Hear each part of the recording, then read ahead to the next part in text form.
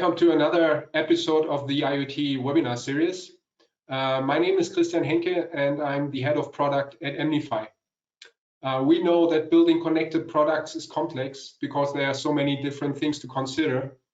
And there are technical things like hardware and sensors, batteries, firmware, or cloud applications, but there are also intangible things that you need to consider, like operation and security.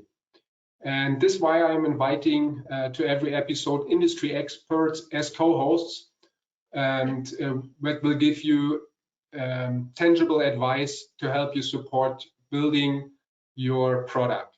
And today I'm very happy to have as co-hosts Harry and Yaniv from VDoo with me. We're going to talk about the threat landscape in the IoT landscape and how to mitigate that. Harry, Yaniv, thanks for joining. Thanks. Thanks, Christian. Before we start with the session, I want to give a little bit of background about EMnify because I've seen there are quite some people joining which are not familiar with EMnify. EMnify is a German company founded in 2014 and basically is dedicated for connectivity and IoT. We have in the B2B and B2C world where we provide basically for more than 1,200 customers connectivity. And what we do there, just in a one slide view, we basically provide a communication platform that is not only about connection, not only about the cellular connectivity, but we also help to better integrate the devices and the connectivity into the cloud platforms and in your technology stack, automation of anything around the connectivity, from contracts and delivery times to the device life cycles.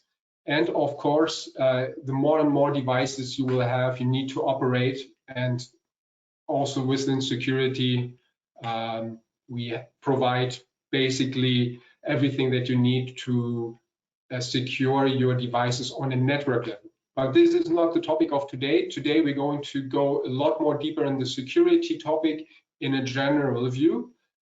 And with that, without further ado, I would hand over to Harry and Yaniv. Thanks, Christian, for the introduction. Good. Just a couple of words about VDoo and about myself and my colleague here on this webinar. So my name is Harry Zorn. I'm heading Europe for VDoo, 20 years in cybersecurity. My colleague Yaniv, who is taking the second part of the webinar, he's the global head of business development.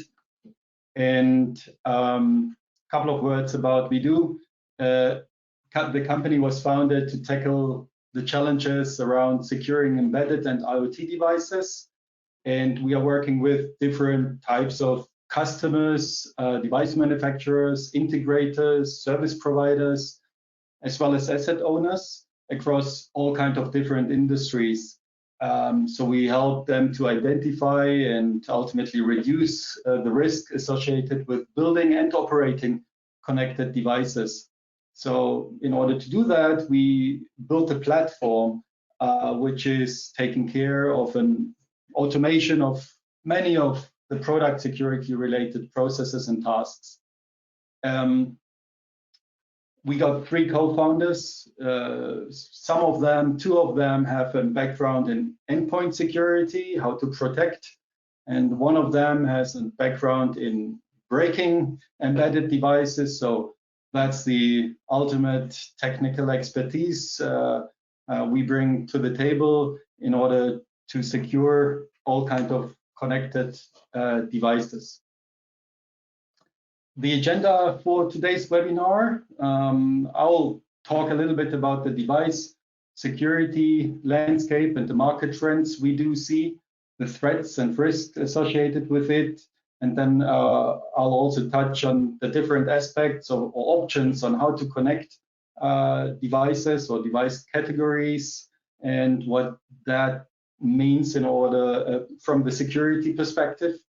And Yaniv will take over and shed some light on the latest initiatives from the States when it comes to connecting IoT devices, as well as give some practical advice on how to increase the security posture of devices throughout the life cycle. So I assume most of you have seen a slide like that, which is basically saying the number of connected devices is exploding. I believe I've first seen such a slide 5, 6, 7 years ago, and the prediction was going up to 2020, where the numbers were ranging between 20 billion and 50 billion. I feel like we are in the middle of that explosion at the moment. Everything is connected. Everyone is working from home, adding all kinds of different devices to make life easier and more cozy. Also, the gyms are closed. All kinds of fitness devices are connected or have been connected over the last 12 months. So the market is driving the demand for connected devices. If you look at the prediction from one of our partners, Omdia, then what's interesting to observe over the next 10 years, we expect not a really big growth when it comes to computers and communications devices, but all across different verticals and applications from medical, consumer, commercial and industrial electronics, as well as automotive. There is still some huge growth ahead of us. And there are a couple of drivers behind those numbers. And there are a couple of trends which are coming with that increase in numbers of connected devices. So first of all, there are the consumers, which actually just do expect the devices to be connected today and get over-the-air updates, get new functionality. There are new applications for medical devices, for remote diagnosis and predictive analytics, and delivering all kinds of data points to make the patient's life safer, healthier, and ultimately save lives.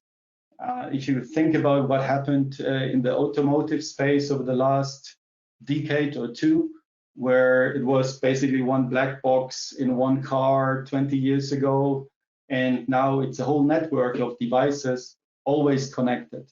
That obviously is all adding up to a much bigger complexity when those devices are speaking to each other, using gateways to correlate data, and that also puts some requirements around connectivity, and it's just gotten a much more complex world from a device perspective. And the growth in numbers, and with that in the attack surface and exposure, didn't go unnoticed by the different adversaries in the world, by all the hackers which are hijacking devices, putting all kinds of malware there, not really to turn on your coffee machine, but to exploit that, to make that fridge part of a huge botnet, and then rent that out for a couple of bucks per hour to run distributed denial of service attacks and sell that service over the dark web. Or take a medical device as a hostage and demand ransom, potentially putting patients' health or lives even at risk. It's also gotten more and more complex to secure this type of applications, because the devices, they don't stand for themselves nowadays. It's not just one black box, as I mentioned. They are connected to networks. They are connected to the cloud. They do speak to applications. And from a security perspective, that requires totally different skill sets. And we do have a talent shortage out there in the cybersecurity space. So it's not easy to get specialists which are capable of having a look at the device, analyzing that properly, having a look at the connectivity, getting that security posture properly, and also cloud services, applications. It's just really, really complex to do all that. And so snippets from the media, which are highlighting what's happening out there. The surge in attacks, it's just happening, and there are obviously funny examples. There are more serious examples around those type of exploits and devices being taken over or misused, abused. So the underlying message here really is it's happening, it's rising, and it's obviously for obvious reasons, just by the number of devices increasing, it's getting more and more. Part of the reason is not only consumer demand, but it's also that digital transformation projects where all kinds of different systems, machines, sensors have been put into production, also increased the number of connected devices tremendously. And other drivers around device security are that obviously there is no company which would like to see their device or application being breached and being hijacked. Although marketing might disagree that there is no such thing as bad PR, but still you don't want to be staying in the memory as like Sony PlayStation Network, which was hacked a couple of years ago, and those examples are going to stay in the security industry forever. There are regulators which are kicking in and putting more and more different compliance standards out there for the different industries and verticals. And there are also new business risks as well as opportunities. If the competitors are bringing out the feature quicker with ever shortened release cycles, then we have to do the same. So that puts a lot of pressure on the organization, but it also gives for new opportunities. Imagine you are standing in an electronic superstore buying a new TV. So which device would you pick? Like the standard version or the one next to it, which is claiming it has security built in, where your data is staying there, where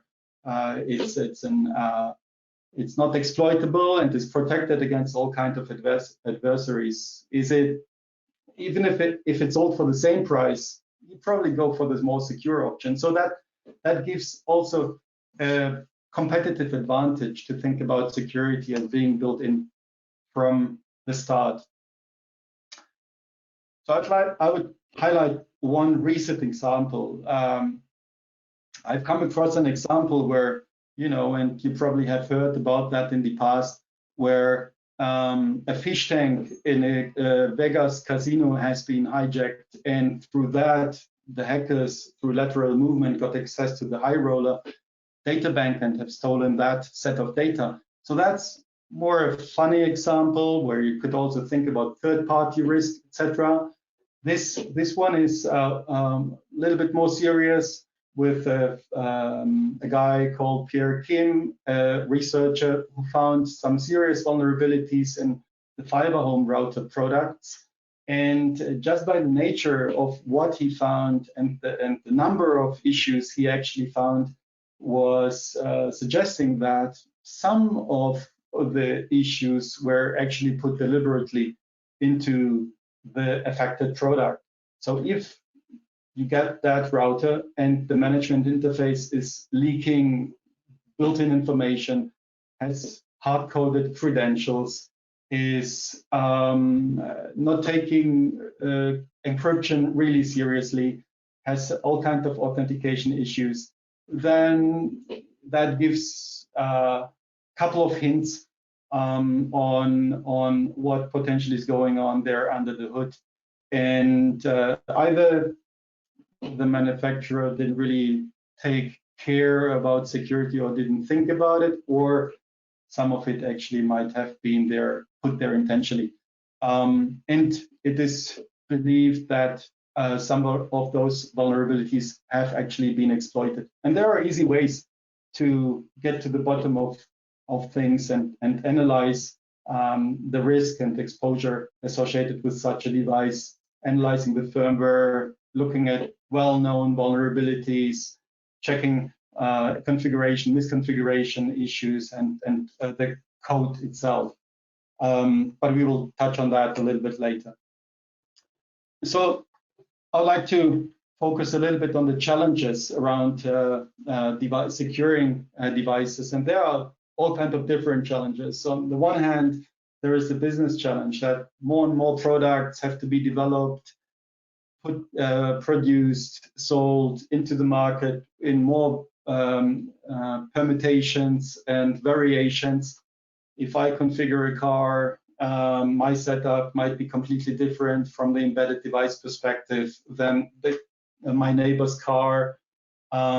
So that puts a lot of pressure on the organization. The ultimate goal is obviously to increase the market share, to be ahead of the competition, and increase the shareholder value. And that puts plenty of load on the security side of things, where the increased number of products the organization is building is stressing the product security teams and cybersecurity departments. Checking manually or semi-automatically a device, getting a whole long list of like 2,000 findings, not knowing where to start, having a bunch of false positives, and it's a complicated process to really handle. And then the business side is pushing, okay, let's shorten that cycle, let's get that product out of the door. So it's a really tough spot to be in from a security perspective. Being a manufacturer with a requirement or need to build a device connected, consumers are asking for it, information at your fingertips, remotely managed, etc. That's one thing. Then there are the asset owners, which are using the devices, consuming the service behind that, or actually installing those devices, like smart meters being installed by utilities, routers being installed by telcos.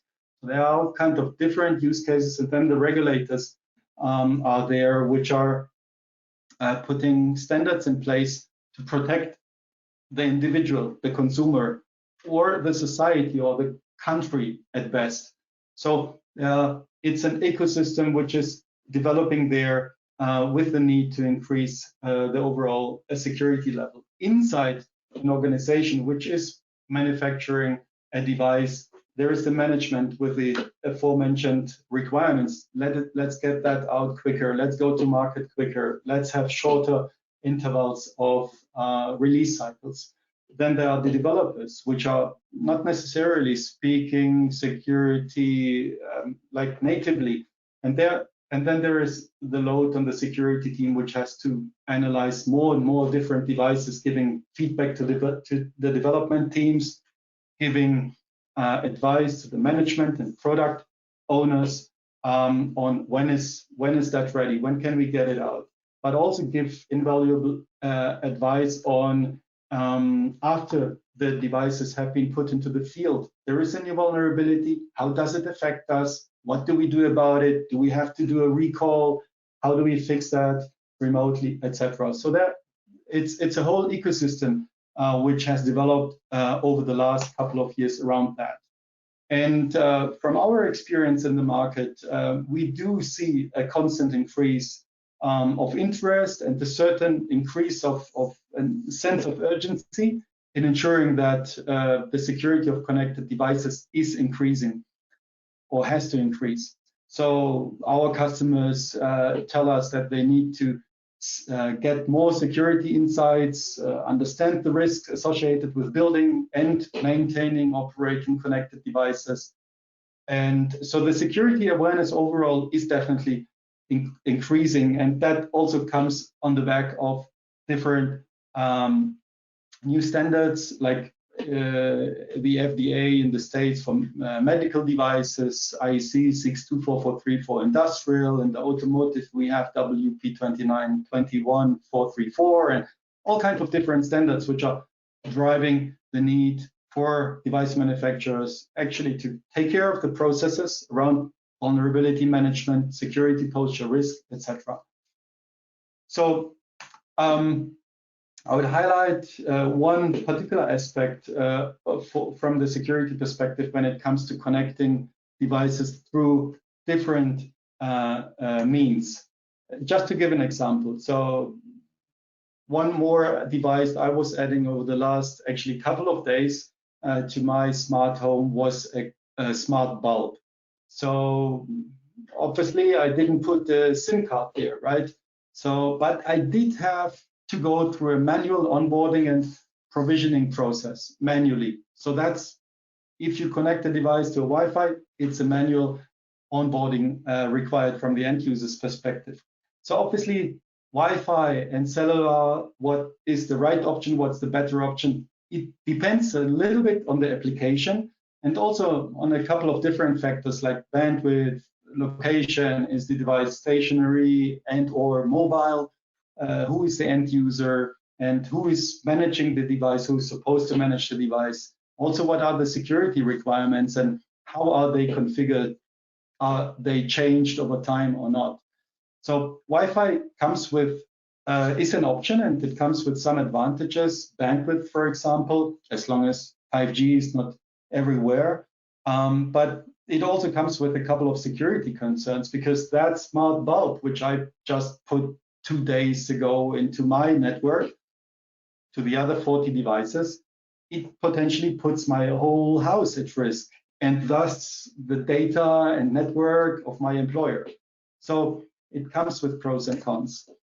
On the cellular connectivity side, obviously cellular connected devices, they can be much more mobile. They don't have to be in the Wi-Fi parameter. And also the whole provisioning and onboarding can be fully automated. And the security and the associated complexity with it is usually left in very capable and professional hands and being centrally managed. So the user really does not have to worry too much about putting other devices or networks at risk. So the security level is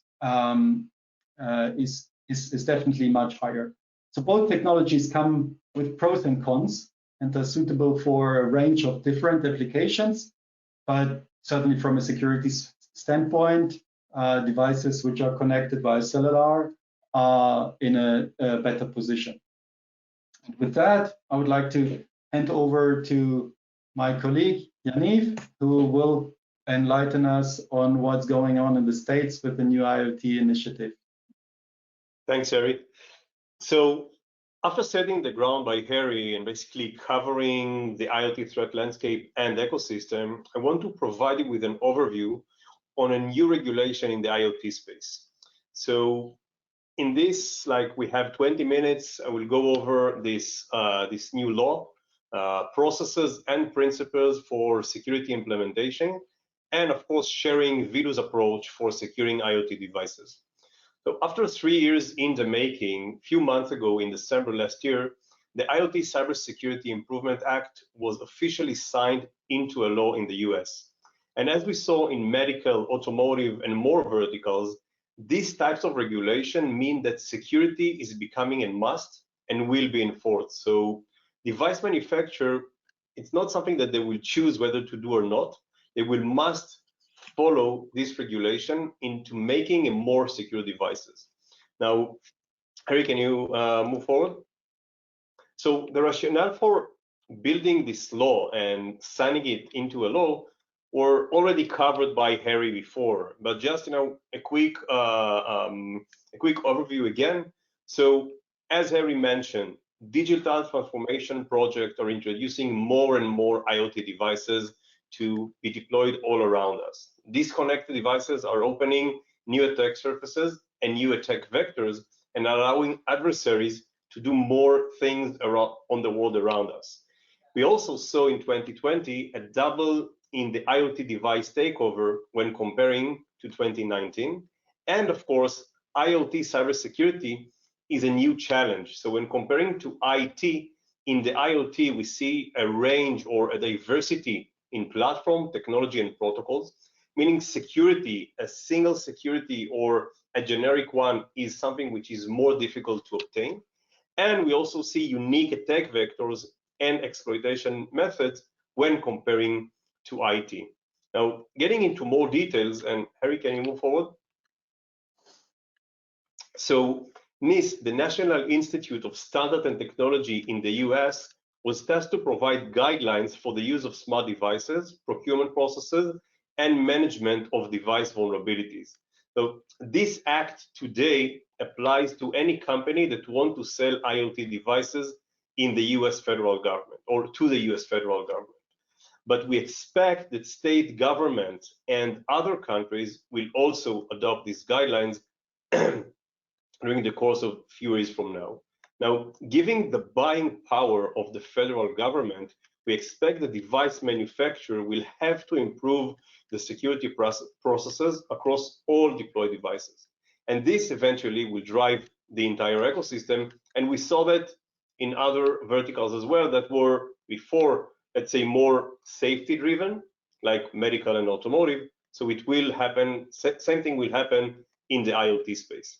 Now, what it gives now, it gives a window of opportunity to device manufacturers to implement and prepare processes for security implementation in their development lifecycle, deployment, and of course, operation. Harry, can you move forward? And another slide. Thanks. So here I want to go over how you should implement security throughout the device lifecycle. So in this diagram, we can see how device lifecycle looks like. So everything starts with education before you even start building a device. But this is something that today, for example, for device manufacturers that already have these processes, it will take some time to deploy. But the next step after education is the design phase. And ultimately, security should be baked in the design phase to what is referred as security by design. After the design phase, we are going into the development. And in the development, we should, and device manufacturers should implement continuous assessment and security and automated security assessment as part of their SDLC and also integrate into their CI/CD.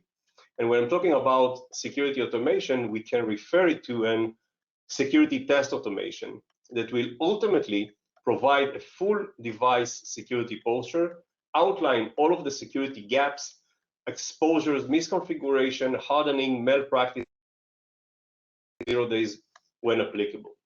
In the deployment phase, we see security practices or security processes to be part of the security gatekeeper before releasing a device or a software image to the customers and the end, and of course, as the compliance testing or certification. So, and we see it again in medical, automotive, and now in the IoT space, and in many other verticals, we have now a lot of regulations that outline security measures and mitigation processes, and also security requirements that device manufacturers need to follow. And these type of things will need to be checked before a device is released to the end customer. In the post-deployment, which is the usage or the operation phase, device manufacturer will need to maintain the security and ensure resilience. And when I'm talking about ensuring resilience, this is a processes for ongoing vulnerability monitoring and runtime device security. Harry, can you move forward? Thanks. So below we can see here 5 principles for achieving device security at scale. These principles are automation, prioritization, integration, task routing, and monitoring. When referring to automation, it means that device manufacturers will need to automate as many processes as possible: security analysis, security orchestration, threat intelligence, and more. After automating these processes, device manufacturer will need to have a prioritization methods to focus on what's important the most. When you have a security issue, you need to identify as fast as possible which security issues has the highest impact on your device and in your system, and then accordingly fix these issues with the right tools.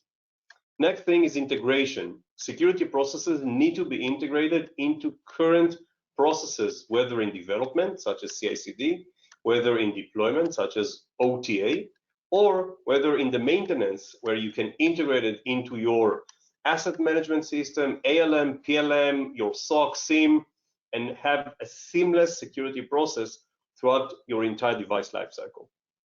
Next thing is task routing.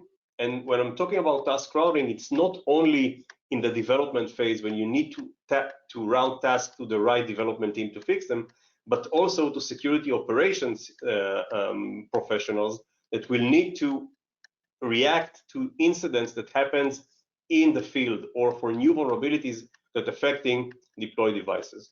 The way to do it is with monitoring. When implementing the right monitoring processes to monitor not only real-time incidents that happens on the field, but also to have monitoring for threat intelligence feed for all of the security issues or new vulnerability that might affect these devices, you can have this full process in achieving the right device security, and of course, at scale.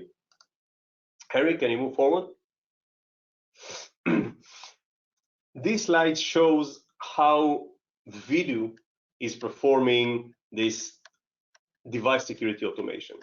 So at VDoo, we allow our customers to gain complete visibility by an automated assessment that provide full security posture of the device. It starts with software composition, all of the vulnerabilities, both known and unknown, security requirements, and more. From there, we allow our customer to fix their security issues instantly with our remediation module. The remediation module not only provide prioritization and allow our customer to focus on the security issues that matter the most in the context of the device, but also provide comprehensive information about the usage of the device and incidents passed to comply with security standards. We then allow our customer to have resilience for their devices by our protection module, which provide an on-device and real-time security mitigation for known and unknown vulnerabilities. And we allow our customer to become future-proof by our monitoring module that provide both security incidents monitoring in real life and also threat intelligence feed for known and unknown vulnerabilities. Harry, can you move forward? So we built our platform with ease of use in mind. And as you can see here, it is quite simple. The user can just upload an image, a software image, or an artifact, or a firmware file into our platform, whether with a drag and drop or by using our API. And then an automated analysis or assessment is issued. The result is a prioritized report with all of the security issues across different software levels that you have in the device. And from that, our customers get step-by-step mitigation guidance to fix instantly all of their issues. They can also continue with ongoing vulnerability monitoring for all new vulnerabilities that might affect their devices, and deploy a runtime protection agent on their devices for real-time detection and protection of security incidents. Harry, can you click? Thanks. So, for example, let's look at how you can gain complete visibility into your device security posture. In one view, you get an overview of all of your device security issues across different software layers and analysis methods.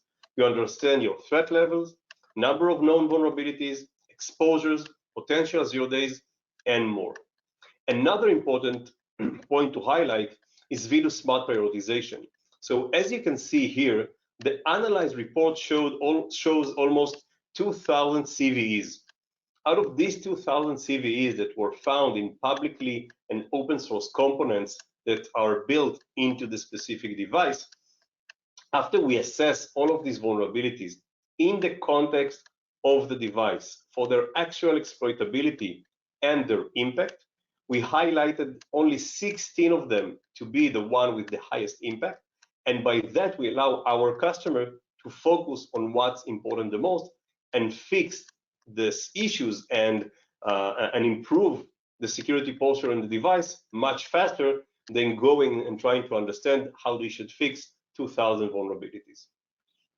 Harry, can you move forward? In this example, the user can accelerate standard compliance by identifying the needed security requirements to meet a specific standard. So the analysis platform not only provides evidence for whether the software complies with requirements, but also provide a guidance for how to comply in case the standard requirement is not fulfilled. Harry, click. Thanks. VDoo was built by world-class security experts and researchers. In the course of 3 years, we've analyzed 20,000 device firmware images. In them, we've identified 100 million embedded binaries that actually impacted 1.5 billion deployed devices around the world. We also discovered more than 300 zero-day vulnerabilities, and this number is something that can be found only with organizations such as the NSA. The reason that we've managed to find so many zero-day vulnerabilities is two things. One is that IoT and embedded devices are not secured and weren't built with security in mind. And second is our platform that basically automates this zero-day vulnerability finding. Next, we've identified more than 1,000 security requirements, and we are covering 5 million different third-party software files. VDoo today is recognized by the CVE program as a CNA, a CVE numbering authority, meaning we can assign new vulnerabilities for the benefit of the entire ecosystem. And we are active contributors to professional and security standard committees and organizations. Harry, can you click? Our device-centric security for edge and connected products is trusted by leading companies across multiple verticals. So we are active in automotive, safety and securities, utilities, smart cities, medical, industrial, network and telco, home appliances, and more. And among our customers, you can find manufacturers or OEMs of devices, device systems and integrators, and device and asset owner. Click. So if you have any questions, now is the time. Thank you. Yaniv, Harry, great presentation. I'm still impressed by the approach. Just to upload the firmware image of a device and then get the vulnerability scans of the things that are out there. This is for me really a great approach to really ensure security, because I know how IoT products are built. You know, there are third-party libraries running around, and you don't even know what code or what vulnerabilities you have in your product. So great insights. And now that we have the Q&A session, please ask the question in the Q&A panel. There are already a couple. We will have a little bit of time. Anything that we cannot answer today, we will answer via email later on. So the first question is about the US IoT Cybersecurity Act. Is there anything equivalent for Europe? Yaniv, I guess. Yeah, thanks. So currently, at least to the best of our knowledge, and I'm thinking like our regulation team is maybe more familiar, but to the best of my knowledge, there's not something that is signed already. I'm sure there is something in the process and something that will be, published soon. And we keep ourselves updated with all of these regulations, and we'll update the ecosystem as well. Okay, thanks. How long does it take to deploy VDoo solution? I think that's a good question for Harry. Yeah, since our platform is a SaaS service, it's virtually up and running already as we speak.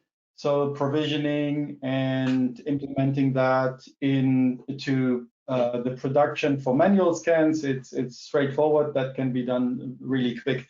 Once it's part of the CI/CD and requires API integration, that obviously can take a little bit of integration effort and tweaking, and because we can speak to multiple different systems, but we are looking at a couple of days at best. That's nice. That's for me the SaaS approach. Yeah. Another question to Yaniv, I guess, again about standards and regulations. And you have shown that you can comply to different security standards within your software. Can you provide some examples of the security standards that you support? What should device manufacturers look out for?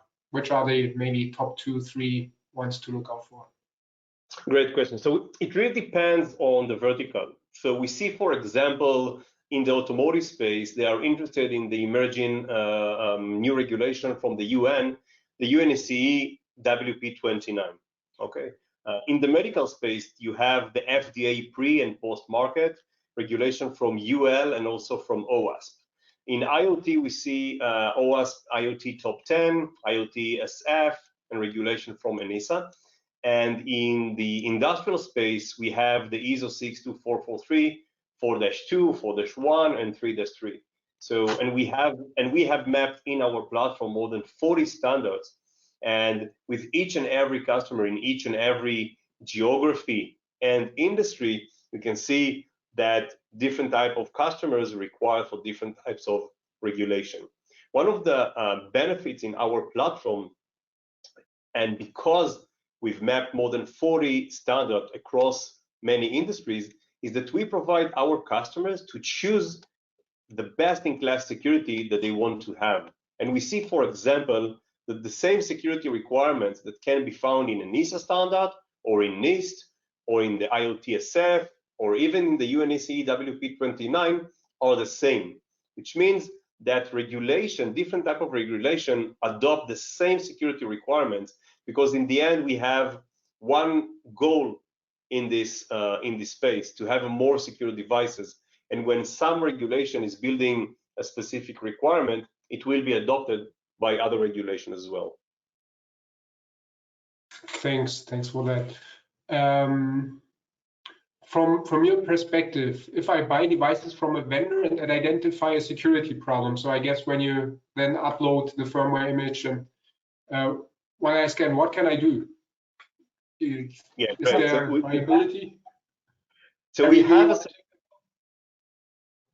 What? Harry, do you want to take that one, or Yaniv? So I will let Yaniv answer. He likes that topic. Yeah, so we have a solution that just for that, and we are working with many asset owner or device buyers around the world, and they're using us for vetting devices that they get in the supply chain from their vendors. And what they do when they identify an issue, so they have two options. There are issues that can be fixed by simple configuration. We can find issues such wrong passwords or wrong configuration that can be implemented. The fix can be implemented in 1 second. And the other option is sending the report, the VDoo report, to the vendor, and then enforcing your vendor to comply with the security requirements that you need to fulfill in order to make your device a secure one. And we're doing that with the telco space, in the industrial space, in the automotive space, and also in the medical space. I would like to add to that, because there are actually 3 different phases where this is applicable. So the first one is the procurement phase.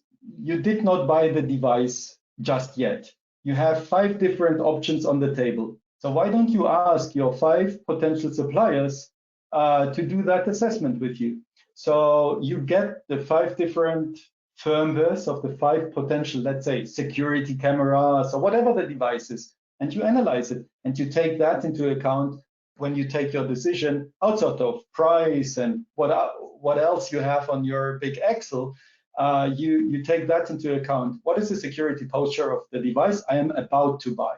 So that's a critical phase. The next one is for all the devices which you are already operating on your network. First of all, you obviously have to find them out. So you have to do an asset discovery. But then you have a look at them, you assess the risk, and then you take an educated decision. And that really depends on the maturity of the organization. From, oh, I would rather not know, otherwise I have to act, to wait a second, we are under attack, we really need to know, and we need to prioritize and mitigate those risks, to standardizing on the whole process. Whenever we buy something new, before we connect it, we protect it. So that's just one brief validation, because the analysis is performed like in minutes. It's not a pen test you run for weeks and wait for the result. It's literally minutes until you have the full report and visibility of risks associated with the device before you put it in your environment. So that's the different phases where I see for that particular use case. Sure, thanks. Does your system do some type of pen testing, or are you limiting the validation of the software developed itself? Great question. So what our system is doing is we are getting in the input the entire software image that runs on a device. So we cover, let's say, 70% of what penetration testing is doing, because we're not only finding the software composition of the device, we're also checking for zero-day exploitable vulnerabilities. We're using autofuzzers, we're using data flow analysis, symbolic execution, and we can also identify some of the side channel attacks that you have in your device, because we're looking at the entire software, its drivers, and all of these parts. Of course, if you want to do a thorough penetration testing on a hardware, this can't be done by an automated analysis that is using only the software. And for that, we are using either our own penetration testing and professional services group, or a partners of ours that perform the penetration testing. We are also, by the way, we have many customers that are penetration testing labs and that are using our product to enhance the productivity of the penetration processes that they have. Okay, thank you. There's another question again around a security answer, and there's already the feedback, good answer for the last one. What security standards do you maintain yourself, and how is it validated, and how do you avoid information leakage, theoretical? One thing that I noticed, that you, every time you find something, you already talk to the vendor. I just saw a recent posting that you found some Realtek vulnerabilities, and by the time it was announced, I think they were already fixed. I think this goes in line with that. Of course. Yeah, we are obviously doing the disclosures in the way they are supposed to be done. So our security standards, let's start with the certifications. We are 27001 certified, we are 9001 certified, we are in the process of being SOC 2 certified. Our services are running on the back of AWS infrastructure with all their underlying certifications. And then obviously we do understand that the nature of what we are doing, it's very, very sensitive. So we have a product architecture in place which is encrypting and the data of our customers, multi-factor authentication for every single user on the system is standard. So we really take that super seriously, and you have seen a couple of logos and they are using the service, and we passed their security assessment by providing those type of certifications, as well as our internal product security document, which is outlining what we put in place from a technical perspective, including incident response procedures, etc., etc. So yeah, that's obviously very sensitive area. We understand that, but we really appreciate the business with every single of our customers. Yeah. There's one question which is more around why this webinar, I would say. Why is VDoo with EMnify having this webinar? And what is basically the security, also the aspects in cellular connectivity that EMnify provides?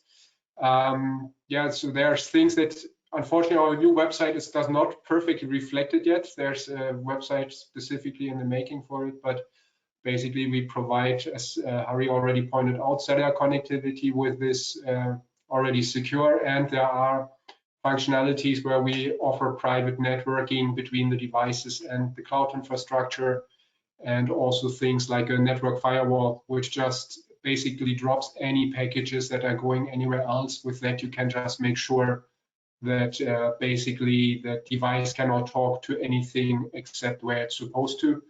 But that's not the topic of this webinar. It's really the topic of this webinar is just to take a more bigger approach, and we just invite always experts of the industry to talk about these interesting topics, because we don't have that domain knowledge, and I think Harry and Yaniv have shown that very well. One other question that just came up: have you seen some customers using formally verified software, CEL4, I don't know that abbreviation, in the field? Do you know that abbreviation, CEL4? SEL4? So I'm not familiar with that. I'm guessing our technical team, our customer success team, will be more familiar with this question. So we might be able to follow up that yeah, later. Okay, I think that's it. Let me just check if I forgot anything.